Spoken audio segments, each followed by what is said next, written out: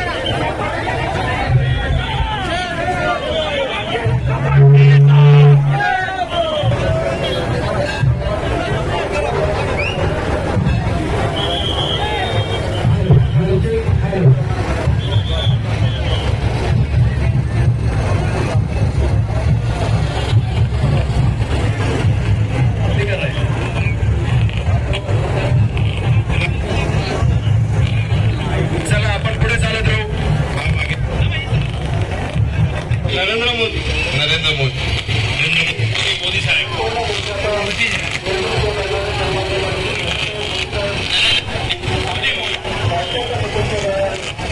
आवाजच बरोबर नाही.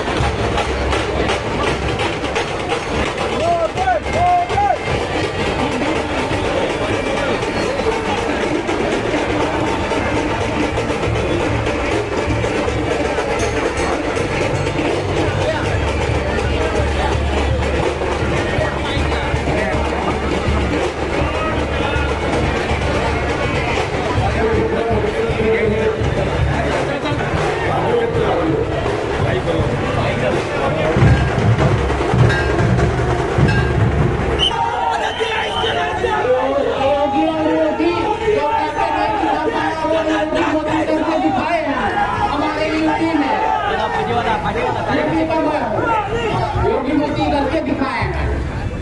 प्रधानमंत्री कौन चाहिए? हमको योगी चाहिए।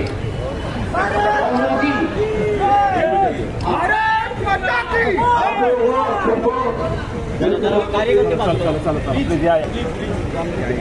जाऊ नका, काय करू नका.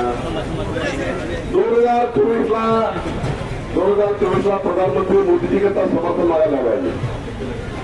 आपला काय वाटतं प्रधानमंत्री कोण झाले? मोदी साहेब. मोदी साहेब मोदी मोदी साहेब मोदी साहेब मोदी साहेब मोदी साहेब. 2 देशात आणि 2 प्रधान तुम्हाला मान्य आहे का? हे तुम्हाला मान्य आहे का? या एक देशामध्ये 2 प्रधान मान्य आहे का? 2 विधान मान्य आहे का? 2 निशाण मान्य आहे का? मोदीजी आले, कमळाचं मत घेतलं. अमितभाईंनी, माननीय अमितभाई आणि माननीय मोदीजींनी लोकसभेमध्ये कायदा केला, 370 कलम म्हटलं. आणि आता काश्मीरच्या लाल किल्ल्यावर कुठला झेंडा आहे? भारताचा तिरंगा झेंडा फडकला आहे. देश का नेता कैसा हो, देश का नेता कैसा हो. पत्रकार बंधू भगिनींनो, माझ्या पत्रकार मित्रांनो, तुम्ही माहिती घ्या, 18 लक्षच्या वर लोक काश्मीरला जात नव्हते, पण मोदीजींनी 370 कलम हटवला, लाल चौकात तिरंगा फडकला. आता यावर्षी 1,82,00,000 लोक काश्मीरला गेले. 1,82,00,000 लोक काश्मीरला. एक कमळाचं मत बघा. 65 वर्ष मत दिले आपण. कुणाला तरी मत द्यावं लागतं, कुणाला तरी निवडून आणावं लागतं. एक मत किती महत्वाचं आहे तुम्हाला कळेल.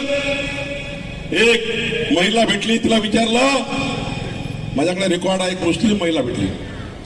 त्या मुस्लिम महिलाला सकाळी 150 महिला आल्या भेटायला. मी जेव्हा मांडव्याला उतरलो, मांडव्याला मुंबईवर निघालो, मांडव्यापर्यंत बोटवरला आलो, मांडव्यावरनं नाथूजी समोर 150 महिला उभ्या होत्या. त्यांनी भाजपाचा अध्यक्ष आला म्हणून त्यांना माझं नाव नाही माहित आहे. मी चंद्रशेखर बावनकुळे, त्यांना माहित नाही. त्यांना कुठून तरी कळलं की भाजपाचा अध्यक्ष येतो आहे. त्या 150 महिला रोडवर उभ्या होत्या.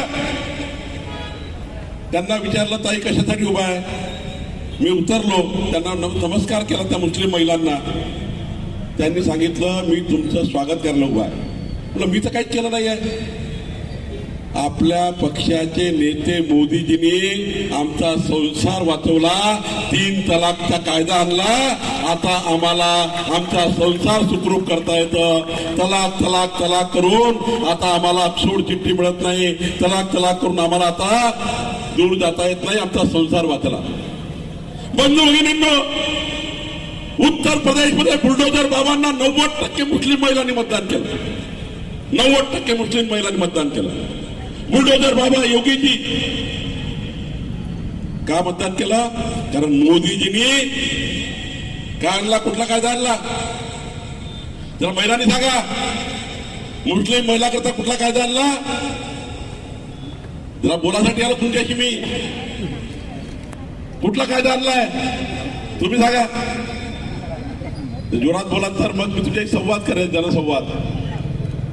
3 तलाकचा कायदा आणला.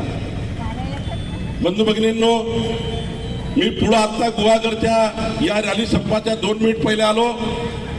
मी एका किराणा दुकानात गेलो. त्यांना विचारलं, एक 15-16 युवती होत्या दुकानामध्ये. कुणाकुणा जात आहे अयोध्येला? अयोध्येला कोण कोण जाणार? हातवर करा. कुणाकुणा जात आहे? नातू साहेब इकडे या. कुणाकुणा जात आहे अयोध्येला? हात वर करून सांगा. तिकडे काजीबावाले 5,000 गुहागर विधानसभेतले जनता ही प्रभू रामचंद्राच्या दर्शनाला. आणि आम्हाला एअर कंडिशन बस पाहिजे. एअर कंडिशन बस पाहिजे, अशी खटारा बस नाही पाहिजे. इथनं रेल्वेच आहे ना, चिपळूण एसी रेल्वेतनं चिपळूण. नातूनी म्हणतात आहे, मी गुहागर विधानसभेतल्या 5,000 लोकांना प्रभू रामचंद्राच्या दर्शनाला अयोध्याला घेऊन जाईल. तुम्ही सर्वांना माझी विनंती आहे, कुणाकुणा जात हातवर करा.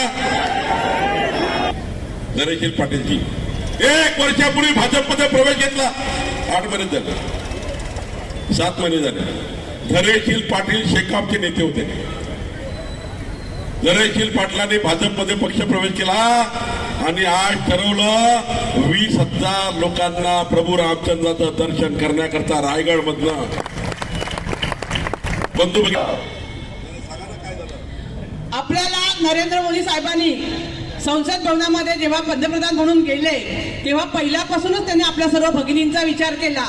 मग ते शौचालय असेल, गॅस योजना असेल, आणि आता तर आपल्याला विधानसभेमध्ये आणि संसद भवनामध्ये 33% आरक्षण दिलेलं आहे. त्याच्यामुळे मी त्यांचा खूप खूप अभिनंदन करते माझ्या सर्व भगिनींतर्फे आणि माझ्या सर्व बंधूंचं पण अभिनंदन करते की त्यांच्या सहकार्यामुळे हे सगळं काम झालेलं आहे. सर्वांना धन्यवाद देते आणि आपले प्रदेशाध्यक्ष आपल्याला संबोधित करते. मी याला भेटलो, हा माझा जिवलग मित्र झाला. यांनी सांगितलं मी शिवसेनेमध्ये होतो पण आता कपड्याचा दुपट्टा घातला. कारण काय सांगितलं? कारण सांगितलं कोरोनाच्या काळामध्ये आमचा देश, संपूर्ण देश, जगात संपूर्ण जग कोरोनाच्या काळामध्ये चिंतेमध्ये होतं. संपूर्ण जगाला चिंता लागली होती की माझ्या जीवाचं काय होईल. पण मोदीजींनी 130 कोटी भारतीयांना 220 कोटी लसी घरोघरी जाऊन दिल्या. एकही पैसा तुमच्याकडून घेतला का? कुणाकडे एक पैसा घेतला का? 16,000 रुपयाच्या 2 लसी तुम्हाला मोफत घर बैठल्या दिल्या. तुमच्या माझ्या परिवाराचा जीव वाचवण्याचं काम कुणी केलं? तर माननीय प्रधानमंत्री नरेंद्र मोदींनी केलं. म्हणून या कार्यकर्त्यांनी कमळाचा दुपट्टा घातला. बंधू भगिनींनो, तो म्हणतो देशाचे पंतप्रधान मोदीजी व्हावे.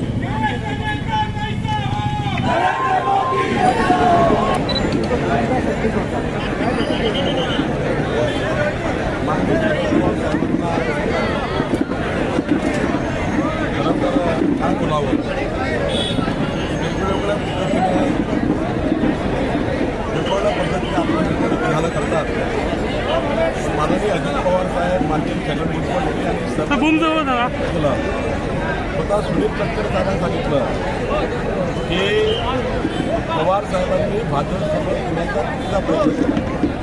2014ला प्रयत्न केला, 2017ला प्रयत्न केला, 2023ला प्रयत्न केला. खरं तर त्यांच्या सहकार्याने आणि त्यांनी ज्या लोकांना सांगितलं की भाजपसोबत जा, त्यांनी खुलासा केला आहे. त्यामुळं एखाद्या व्यक्तिमत्वानं किती खोटं बोलावं आणि या वयात किती खोटं बोलावं हा विचार केला पाहिजे असं मला वाटतं.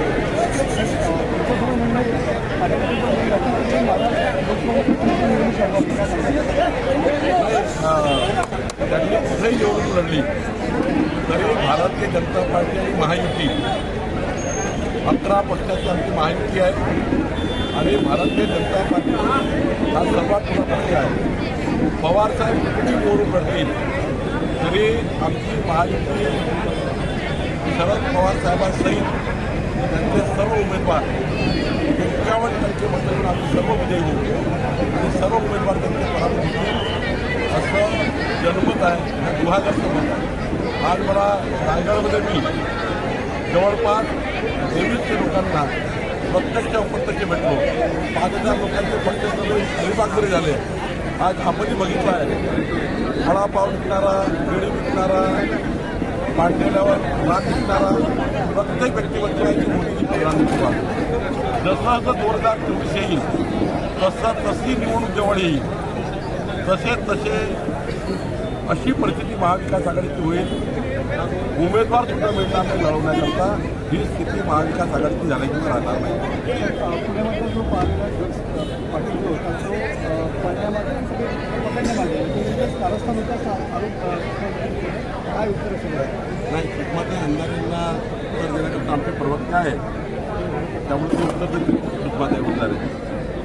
सर, या मतदारसंघातील विद्यमान आमदार आहेत ते नेहमीच भाजपवर टीका करत असतात, त्यांच्या संदर्भात काय? त्यांचं उत्तर 2024च्या ऑक्टोबर महिन्यामध्ये नक्की मिळेल. 2024च्या ऑक्टोबर महिन्यामध्ये विश्वगौरव युगपुरुष नरेंद्र मोदीजींना 150च्या वर देशांनी त्यांचं नेतृत्व मान्य केले. पंतप्रधान नरेंद्र मोदीजींना 14 देशांनी त्यांच्या देशाचा सर्वोत्कृष्ट पुरस्कार दिला. या देशाला आत्मनिर्भर बनवण्याचा संकल्प मोदीजींनी केला. 78% जनतेने जगातल्या 78% जनतेने मोदीजींना सर्वोत्कृष्ट प्रधानमंत्री म्हटलं आणि गुहागरचे आमदार मोदीजीवर टीका करतात. याचं उत्तर जनता मतपेटीतून ऑक्टोबर महिन्यात दिल्याशिवाय राहणार नाही. जनता जळाशी.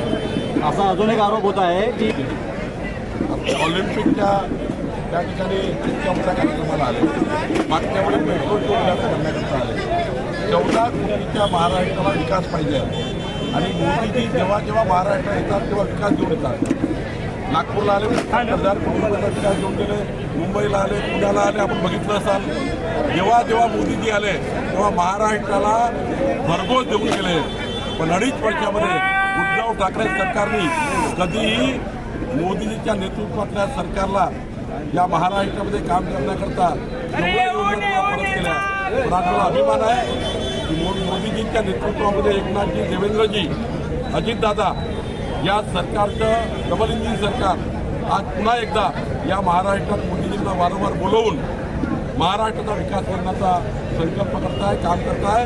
आणि महाराष्ट्राला हेच पाहिजे आहे.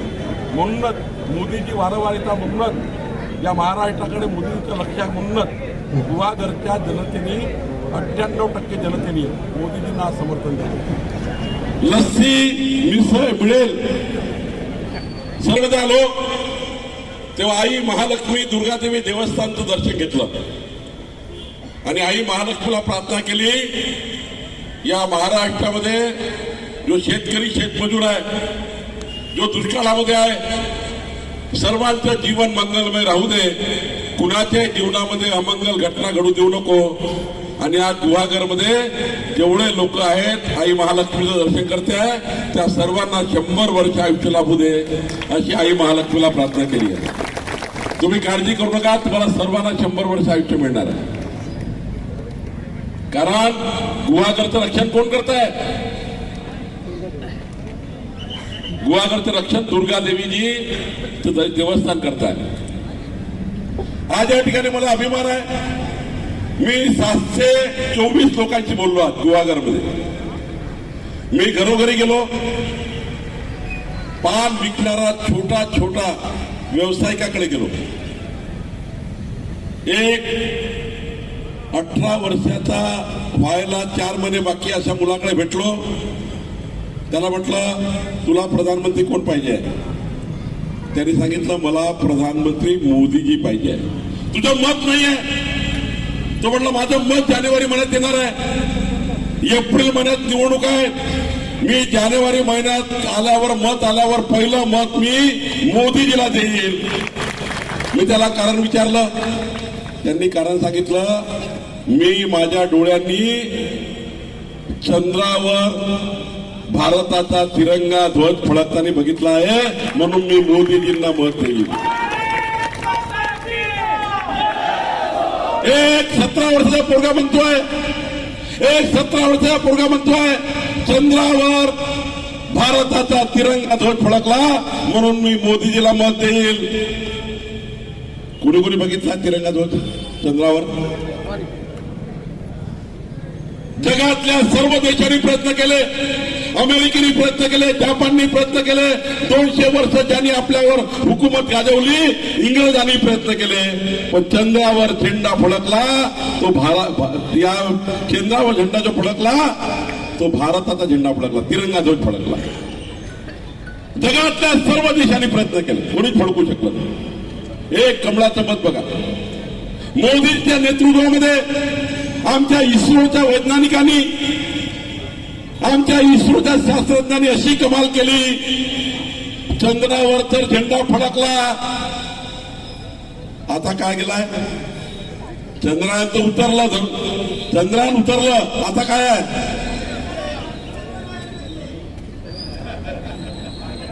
आता काय गेलाय वर? आता वर काय गेलाय? आता वर काय गेलाय? काय नाव आहे? मोदीजी पाहिजे. मी त्याला विचारलं मोदीजी का पाहिजे? त्यांनी मला सांगितलं मी 65 वर्षापासून वाट बघतोय, 75 वर्षापासून वाट बघतोय. काश्मीरच्या लाल चौकामध्ये तिरंगा झेंडा कधी फडकत नव्हता. या देशामध्ये काँग्रेस पार्टीने पाप केलं होतं. या काँग्रेस पार्टीने पाप केलं. स्वातंत्र्यानंतर 370 कलम लावून देशापासून काश्मीर अलग केला. या देशात 2 विधान, 2 निशाण आणि 2 प्रधान. तुम्हाला मान्य आहे का हे? तुम्हाला मान्य आहे का? या एक देशामध्ये 2 प्रधान मान्य आहे का? 2 विधान मान्य आहे का? 2 निशाण मान्य आहे का? मोदीजी आले, कमळाचं मत घेतलं. अमित भाईनी, माननीय अमित भाई आणि माननीय मोदीजींनी लोकसभेमध्ये कायदा केला, 370 कलम म्हटलं, आणि आता काश्मीरच्या लाल किल्ल्यावर कुठला झेंडा आहे? भारताचा तिरंगा झेंडा फडकला आहे. देश का नेता कैसा हो, देश का नेता कैसा हो. पत्रकार बंधू भगिनींनो, माझ्या पत्रकार मित्रांनो, तुम्ही माहिती घ्या, 18 लक्षच्या वर लोक काश्मीरला जात नव्हते, पण मोदीजींनी 370 कलम हटवला, लाल चौकात तिरंगा फडकला. आता यावर्षी 1,82,00,000 लोक काश्मीरला गेले. 1,82,00,000 लोक काश्मीरला. एक कमळाचं मत बघा. 65 वर्ष मत दिले आपण. कुणाला तरी मत द्यावं लागतं, कुणाला तरी निवडून आणावं लागतं. एक मत किती महत्वाचं आहे तुम्हाला कळेल. एक महिला भेटली, तिला विचारलं, माझ्याकडे रेकॉर्ड आहे, एक मुस्लिम महिला भेटली. त्या मुस्लिम महिलाला सकाळी 150 महिला आल्या भेटायला. मी जेव्हा मांडव्याला उतरलो, मांडव्याला मुंबईवर निघालो, मांडव्यापर्यंत बोटवरला आलो, मांडव्यावरनं नाथूजी समोर 150 महिला उभ्या होत्या. त्यांनी भाजपाचा अध्यक्ष आला म्हणून त्यांना माझं नाव नाही माहित आहे. मी चंद्रशेखर बावनकुळे, त्यांना माहित नाही. त्यांना कुठून तरी कळलं की भाजपाचा अध्यक्ष येतो आहे. त्या 150 महिला रोडवर उभ्या होत्या. त्यांना विचारलं, ताई कशासाठी उभा आहे? मी उतरलो, त्यांना नमस्कार केला त्या मुस्लिम महिलांना. त्यांनी सांगितलं, मी तुमचं स्वागत करायला उभा आहे. म्हटलं, मी तर काहीच केलं नाही आहे. आपल्या पक्षाचे नेते मोदीजींनी आमचा संसार वाचवला, 3 तलाकचा कायदा आणला. आता आम्हाला आमचा संसार सुखरूप करता येतं. तलाक तलाक तलाक करून आता आम्हाला सोड चिठ्ठी मिळत नाही. तलाक तलाक करून आम्हाला आता दूर जाता येत नाही. आमचा संसार वाचला. बंधू भगिनींनो, उत्तर प्रदेशमध्ये बुलडोजर बाबांना 90% मुस्लिम महिलांनी मतदान केलं. 90% मुस्लिम महिलांनी मतदान केलं. बुलडोजर बाबा योगीजी का मतदान केलं? कारण मोदीजींनी काय आणला? कुठला कायदा आणला? जरा महिलांनी सांगा, मुस्लिम महिला करता कुठला कायदा आणला? जरा बोलासाठी आलो तुमच्याशी मी. कुठला कायदा आणलाय तुम्ही सांगा. जोरात बोला तर मग मी तुझे संवाद करेन, जनसंवाद. 3 तलाकचा कायदा आणला. बंधू भगिनींनो, पार्टी अशी आहे, मी तामिळनाडूचे मुख्यमंत्री स्टालिन आणि त्याचा मुलगा उदयनिधी या 28 पार्ट्यामध्ये मोदीजीला हरवण्यासाठी आले आहेत. काय म्हटलं यांनी? उदयनिधी आणि स्टालिनने काय म्हटलं? बंधू सांगा, तुम्हाला कोणाला माहित आहे का? मी तुमचं अभिनंदन करीन. 28 पार्टी मधली एक पार्टी अशी आहे, स्टालिन उदयनिधी. त्यांनी काय म्हटलं?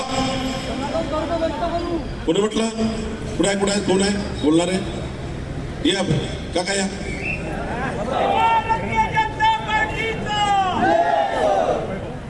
तामिळनाडूच्या मंत्र्यांनी वक्तव्य केलं होतं की सनातन धर्म नष्ट करू.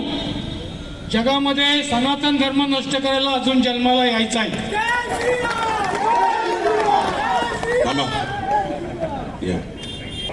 उदयनिधी आणि स्टालिननी म्हटलं, उद्धव ठाकरेजी याचं उत्तर द्या तुम्ही आता.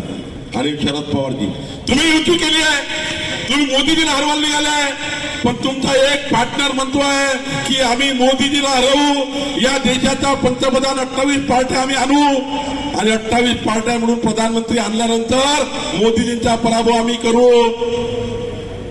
पण मोदीजीचा पराभव करून मग आमचा प्रधानमंत्री बसेल आणि तो सनातन हिंदू धर्माचा काय करेल? या धर्माला बंदी आणण्याचं काम करेल, हा धर्म संपवण्याचं काम करेल.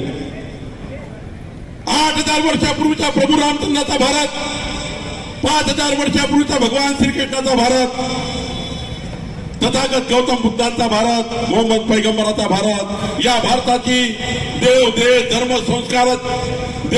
धर्म संस्कार पाळणारी हिंदू संस्कृती संपवून टाकण्याची भाषा उदयनिधी तामिळनाडूच्या मुख्यमंत्र्यांनी केली आहे, स्टालिननी केली आहे. उद्धव ठाकरे तुमचे ते पार्टनर आहे, पवार साहेब तुमचे पार्टनर आहे. हे तुम्हाला मान्य आहे का? तुम्ही सांगा सर्वांनी, हे मान्य आहे का तुम्हाला? सनातन हिंदू धर्म संपवण्याची भाषा मान्य आहे का? डोळ्यात सांगा, मान्य आहे का? उद्धव ठाकरेला आवाज केला पाहिजे, मान्य आहे का? शरद पवारला आवाज केला पाहिजे, मान्य आहे का?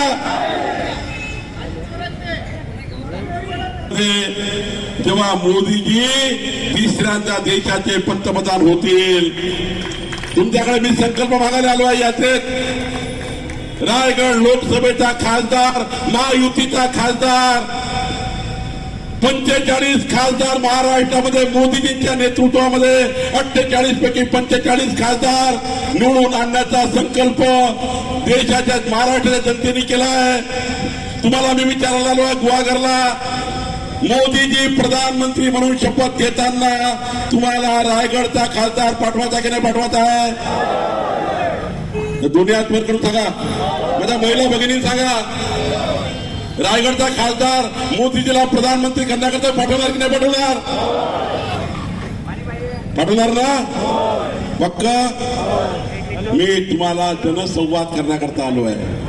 एप्रिल महिन्यामध्ये जेव्हा निवडणुका येतील, आज निवडणुका नाही आहे, आज निवडणुकीची सभा नाही आहे, पण एप्रिल महिन्यामध्ये जेव्हा मशीन येईल, तुमच्या गावात मशीन येईल, तेव्हा त्या मशीनवर जोरात सांगा, जोरात सांगितलं नाही तुम्ही, महायुतीचा आपला उमेदवार मोदीजींना प्रधानमंत्री करण्याकरता आणि 21व्या शतकातला भारत, मोदीजींनी 15 ऑगस्टला भाषण केलं. माझं मनापासून आभार मानतो आणि विनंती करतो, जेव्हा मशीन येईल तेव्हा काय कराल? कमळ निशाणी